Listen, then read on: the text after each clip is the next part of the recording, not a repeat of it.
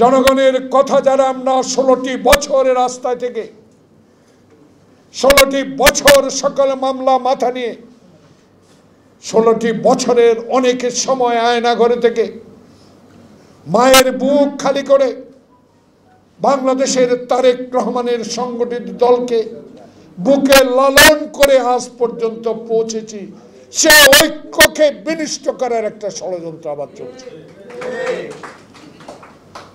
তাই আমাদেরকে নবীন দল নয়, বাংলাদেশের জাতীয়তাবাদী শক্তির সকল লোককে আজকে শক্তভাবে ঐক্যে থাকতে হবে।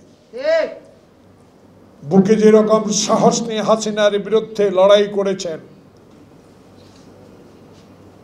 সন্তানকে ফেলে অন্য জেলায় রিক্সা চালিয়ে জীবন যাপন করেছেন, হাঁটু পানিতে দাঁড়িয়ে পুলিশের ভয়ে রাত্রি যাপন করেছেন, তাদেরকে আবার চোখ কান খোলা রাখতে হবে। এই ষড়যন্ত্র কারা করছে? এই ষড়যন্ত্র তারাই করছে যারা আওয়ামী লীগের টিকিয়ের জন্য 300 আসনও প্রতিদ্বন্দ্বিতা করেছে। আমি অনুরোধ জানাবো, যদি ডাকসু আর জাকসু নির্বাচন উদাহরণ দেন আমাদেরকে, আমরা কি রাজনৈতিক কর্মী ছিলাম না?